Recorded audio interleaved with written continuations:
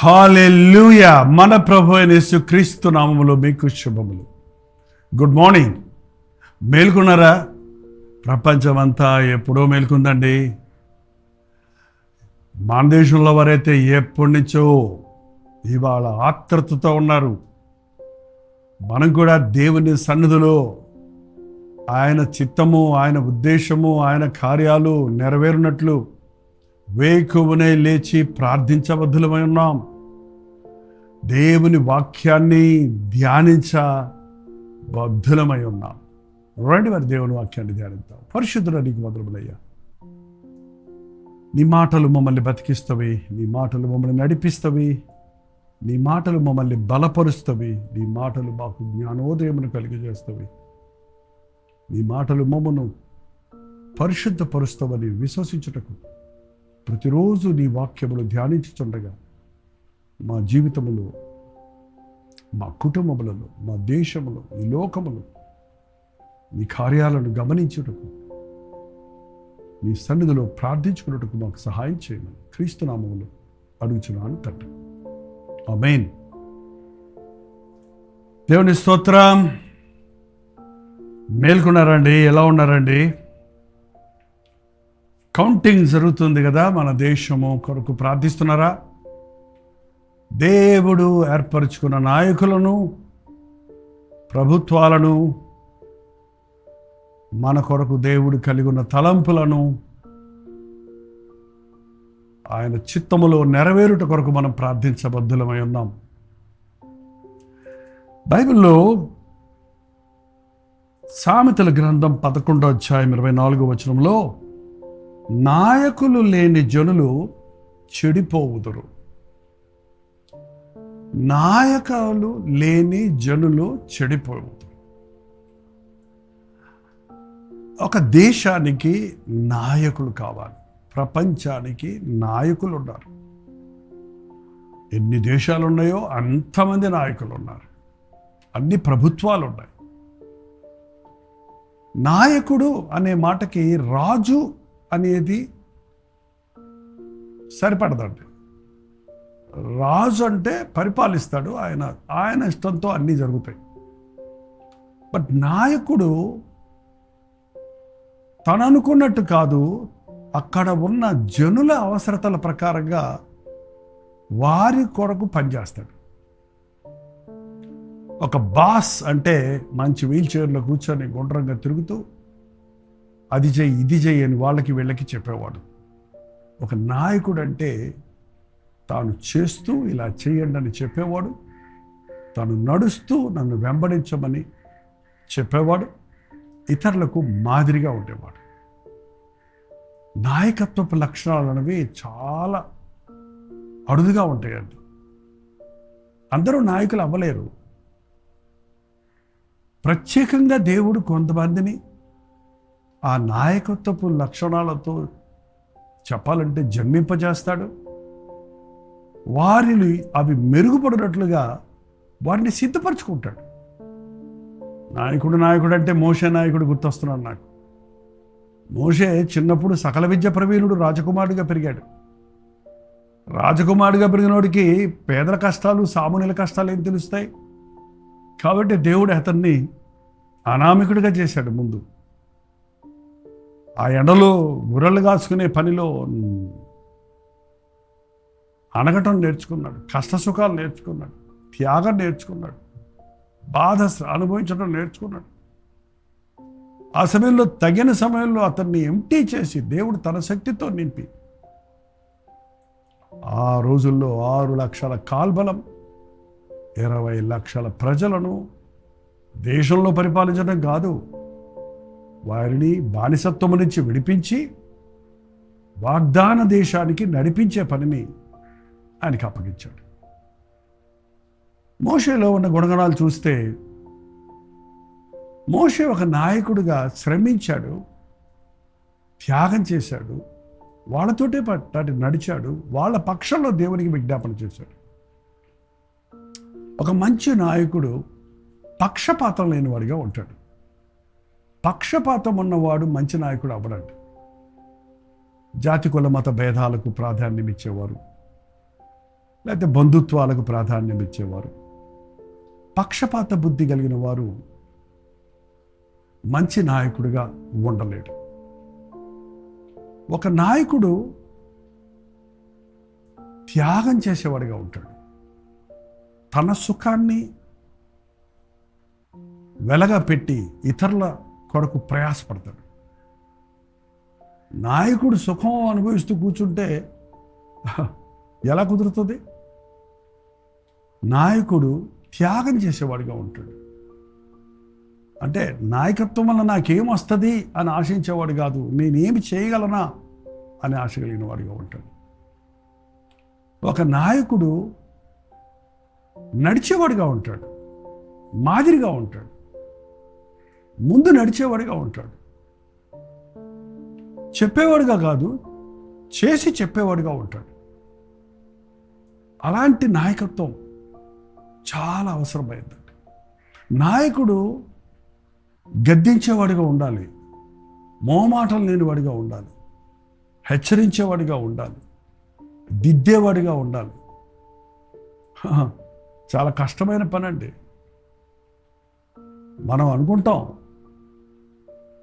ఇతరులను గద్దిస్తున్నప్పుడు, ఇతరులను హెచ్చరిస్తున్నప్పుడు అవతల వాళ్ళు బాధపడతారేమోనని. కానీ గద్దించేవారి గుండెల్లో ఎంత బాధ ఉంటుందో అది ఆ నాయకులకే అర్థమవుతుంది. ఒకరిని మంచి దారికి తీసుకురావాలని ప్రయత్నిస్తాడు. ఎవరిని తోసేయడు, ఎవరిని తృణీకరించడు, ఎవరిని చులకన చేయడు, ఎవరిని నిర్లక్ష్య పెట్టడు. ఒక నాయకుడు జ్ఞానం కలిగిన వాడిగా ఉంటాడు. జ్ఞానం లేకపోతేనండి ఎంత ఉన్నా ఏమున్నా దరిద్రతే ఉంటుంది. జ్ఞానం అనేది యుక్తులు కుయుక్తులు కాదు, తంత్రాలు మోసాలు అన్యాయాలు కాదు, దైవ జ్ఞానం. ఫరోకు కళ వచ్చింది. ఆ కళలో అతనికి 5 బలిసిన ఆవులు వచ్చాయి. ఆ తర్వాత 5 బక్కబలసగా ఎండిపోయినటువంటి ఆవులు వచ్చాయి. ఈ బక్కబలిస ఆవులు ఆ బలిసిన ఆవుల్ని మింగేశాయి. అవి ఇంకా బక్కగానే ఉన్నాయి. ఏంటిది అర్థం అవ్వలేదు. యోసేపును పిలిపిస్తే యోసేపు చెప్పాడు, 5 సంవత్సరాలు సమృద్ధిగా పంటలు పడతాయి, 5 సంవత్సరాలు భయంకరమైన కరువు ఉంటుంది. ఓహో, 5 సంవత్సరాలు బాగానే ఉంటాం కదా అనుకోలేదు. అయితే ఏం చేయాలంటే ఒక జ్ఞానాలోచన ఇచ్చాడు. సమృద్ధిగా ఉన్న వాటిని భద్రపరిచి కొరత ఉన్నప్పుడు వాటిని పంచిపెట్టమని. అది జ్ఞానం. భవిష్యత్తును గురించి ఆలోచించటం, ఒక ప్రణాళికను కలిగి ఉండటం, ఎలాగూ తనకున్న దానిని పెట్టుబడి పెట్టాలి. ఖర్చు పెట్టడం సులభమేనండి, ఇన్వెస్ట్ చేయటం అనేది నేర్చుకుంటాడు. దేశాలు ఇన్వెస్ట్ చేస్తున్నప్పుడు అభివృద్ధిలోకి వస్తాయి. దేశంలో రాబడెంత, ఖర్చెంత అని ఆలోచించి పేదలెందరూ, ధనవంతులెందరూ, ఎవరికి ఏది అవసరం, అదే కదండి ప్రభుత్వం అంటే. ఏముంది, ధనవంతుల దగ్గర ట్యాక్స్ రూపంలో ధనాన్ని పోగు చేసి అది దేశ అవసరతల కొరకు, పేదల అవసరతల కొరకు ఖర్చు పెట్టడం. అందరికీ స్వభావం కలిగి ఉన్నట్లుగా అందరికీ అవసరమైన గాలి, నీరు, ఆహారం, రోడ్లు ఇలా ఉంటాయి కదండి. మరి ఇవన్నీ చక్కగా పరిపాలించే దేశాల్లో అన్నీ చక్కగా ఉంటున్నాయి. నాయకులు సరిగా ఉన్నప్పుడు దేశం అభివృద్ధి పొందుతుంది. నాయకుడు నీతి న్యాయాన్ని అనుసరించేవాడు అయినప్పుడు, నిన్న విన్నాం కదా, ఘనత కలుగుతుంది. దేవోక్తిని, దేవుని ధర్మశాస్త్ర ప్రకారంగా నడుచుకునేటప్పుడు ఆ దేశంలో అభివృద్ధి ఉంటుంది. ప్రతి నాయకుడు దేవుని చేత అభిషేకించబడిన వాడిగా ఉండాలి. దేవుని జ్ఞానం కలిగిన వాడిగా ఉంటాడు. నాయకుడు ప్రేమ కలిగిన వాడిగా ఉండాలి. నాయకుడు దయ చూపించేవాడిగా ఉండాలి. నాయకుడు సహించుకునేవాడిగా ఉండాలి. నాయకత్వం వచ్చినప్పుడు అంటే పూలదండల కంటే రాళ్ల వర్షమే ఎక్కువ కురుస్తుంది కదా. ఎన్నోసార్లు ఎన్నో విమర్శలకు, ఎంతో హేళనకు, ఎన్నో అవమానాలకు కూడా నాయకులు గురవుతూ ఉంటారు. కొన్ని నిజమై ఉండొచ్చు, కొన్ని ఫేక్ అయి ఉండొచ్చు. వాట్ ఎవర్ ఇట్ ఈస్, వాటిని తట్టుకోగలిగిన మనోధైర్యం కలిగిన వాడు ఉండాలి. నాయకుడు ముందుకే సాగాలి కానీ వెనక్కి తిరగకూడదు. నేను చెప్పే నాయకత్వం ఒక దేశ నాయకుడికే కాదండి. ఒక ఇంటికి నాయకుడిగా తండ్రి ఉన్నాడు. తండ్రి ఇలాంటి గుణగణాలు కలిగి ఉన్నప్పుడే నీ కుటుంబం వర్ధిల్లుతుంది. ఒక సంఘ కాపరి ఉన్నాడు, సంఘ నాయకులు ఉన్నారు. క్రైస్తవ సంఘములో మంచి నాయకులు ఉంటే ఆ సంఘం అభివృద్ధి చెందుతుంది. ఆ సంఘములో శాంతి సమాధానాలు ఉంటాయి. ఆ సంఘములో ఆశీర్వాదాలు ఉంటాయి. అదే ఒక దేశంలో నాయకత్వం బాగున్నప్పుడు అక్కడ శాంతి సమాధానాలు ఉంటాయి, ప్రేమ అభిమానాలు ఉంటాయి, ఆదరణ, దీవెన, సమృద్ధి, అభివృద్ధి ఉంటుంది. మన దేశం కోసం ప్రార్థిద్దాం. అద్భుతమైన దేశం అండి మన భారతదేశం. ఎన్నో వనరులు ఉన్నాయి మన దేశంలో, ఎంతో గొప్ప జనాభా ఉన్నాం. ప్రతి ఒక్కరూ సరైన విధంగా నడిపించబడితే, నేర్పించబడితే, ఉపయోగించబడితే దేశము ఉన్నతమైన దేశంగా ఉండడానికి ఆస్కారాలు ఉన్నాయి. అందుకే ఈరోజు దేవుడు ఎన్నుకున్న వారు ఈ దేశానికి నాయకులుగా రావాలని, దేవుడు ఏర్పాటు చేసుకున్న నాయకత్వము కలిగిన వారు దైవ జ్ఞానముతో నింపబడి, దేవుని శక్తితో నింపబడి, నీతి న్యాయాలు కలిగి, దైవ భక్తి కలిగి దేశాలను పరిపాలించినట్లు, ఈ దేశాన్ని పరిపాలించినట్లు టాప్ లీడర్షిప్ నుండి లోకల్ లీడర్షిప్ వరకు ప్రతి నాయకుడు ఐక్యతతో, ప్రేమతో, ఒక గురితో దేశాన్ని ముందుకు నడిపించినట్లుగా దేవుని బిడ్డలుగా మనం ప్రార్థించబద్దులమై ఉన్నాం. మనం పోయి దేశానికి నాయకులుగా ఉండాల్సిన అవసరం లేదు.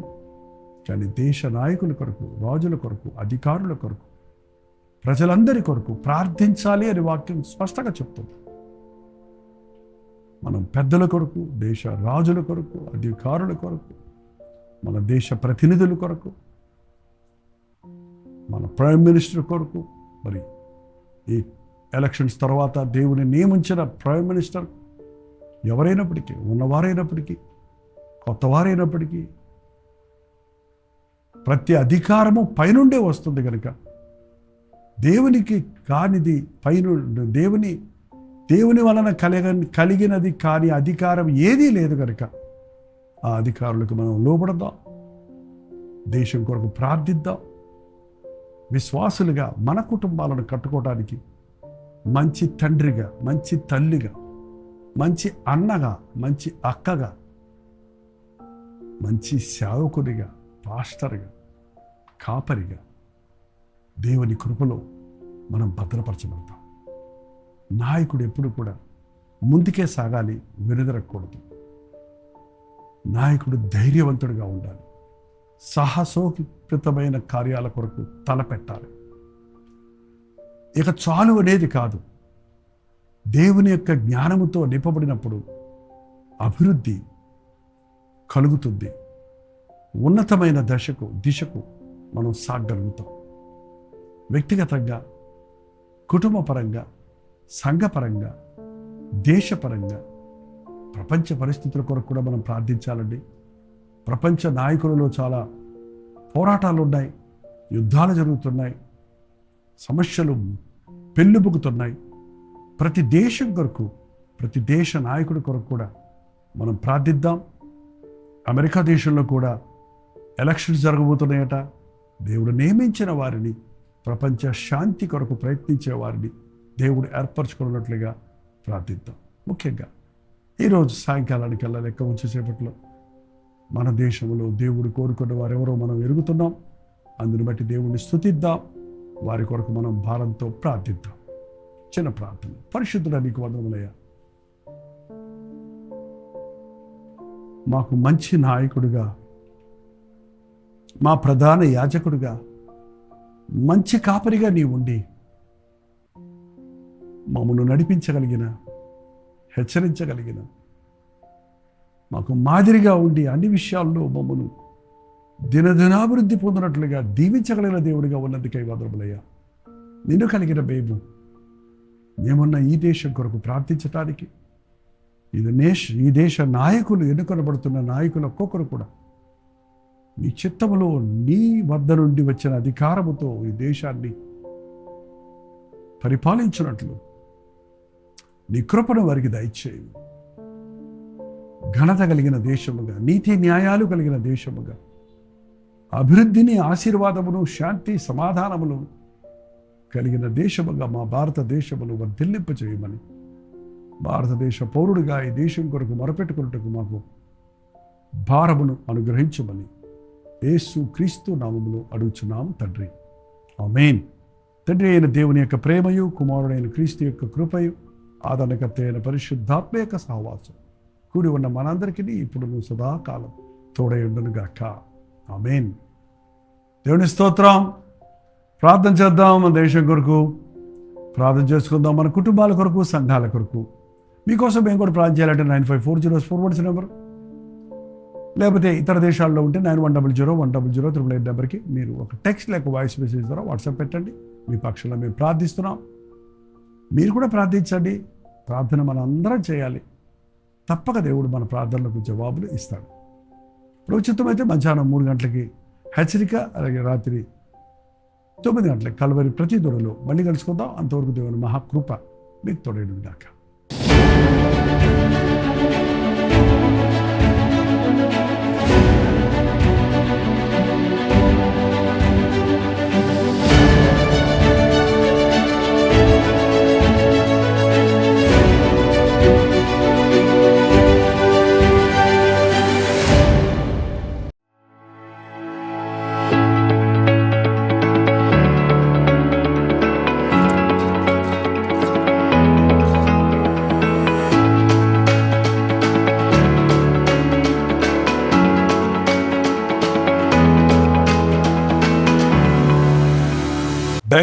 బెంగళూరు పరిసర ప్రాంతాల్లో ఉన్న వారికి శుభవార్త.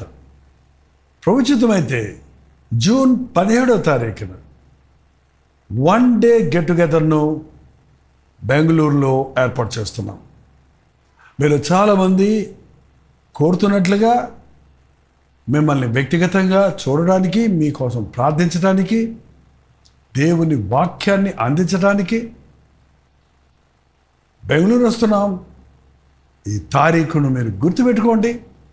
జూన్ 17వ తారీఖు మధ్యాహ్నం 2 గంటల నుంచి 5 గంటల వరకు, 6 గంటల నుంచి 10 గంటల వరకు 2 సెషన్స్గా ఈ 1 డే గెట్ టుగెదర్ ఏర్పాటు చేస్తున్నాం.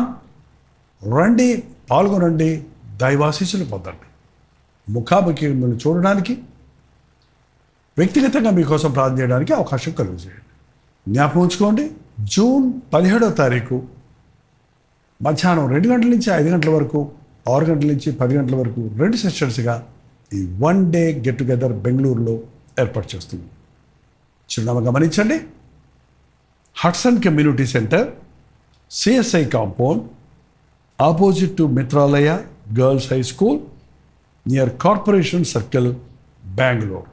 ఇంకా విషయమై మీ వివరాలు కావాలంటే 8939393939 అనే నెంబర్కి మీరు కాల్ చేయండి, లేదా ఈ కింద ఇవ్వబడినటువంటి నెంబర్లకు మీరు వాట్సాప్ మెసేజ్ పంపించండి. మీకు డీటెయిల్స్ షేర్ చేయబడతాయి. తప్పకొస్తారు కదా.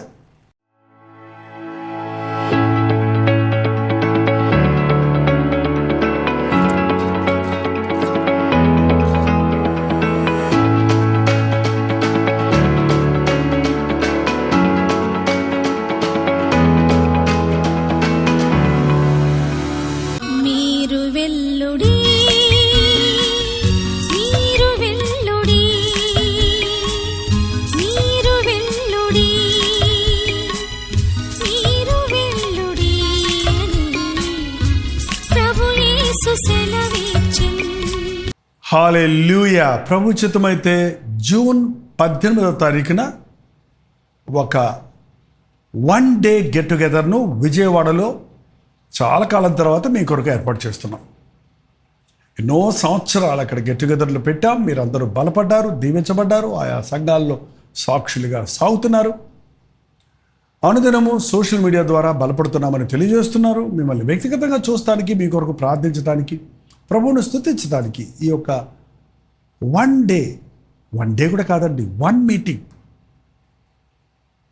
జూన్ 18వ తారీఖు సాయంకాలం 4 గంటల నుంచి 10 o'clock వరకు ఒకే సెషన్గా ఏర్పాటు చేస్తున్నాం. రాగలిగిన వాళ్ళందరూ రండి, ఈ పరిచయంలో పాల్గొనండి. మీకోసం వ్యక్తిగతంగా ప్రార్థించడానికి, మిమ్మల్ని ముఖాముఖిగా చూడడానికి అవకాశం కలిగజేయండి. చిరునామా గమనించండి. The venue convention hall near new government hospital, NTR colony, Vijayawada. ఇంకా విషయమై మీకు వివరాలు కావాలంటే ఈ క్రింద ఇవ్వబడినటువంటి ఫోన్ నెంబర్కి మీరు కాల్ చేయండి. మీకు లొకేషన్ షేర్ చేస్తారు. తప్పకొస్తారు కదా. మీరు వెల్లుడి, మీరు వెల్లుడి, మీరు వెల్లుడి, మీరు వెల్లుడి అని ప్రభు యేసు సెలవిచ్చెను.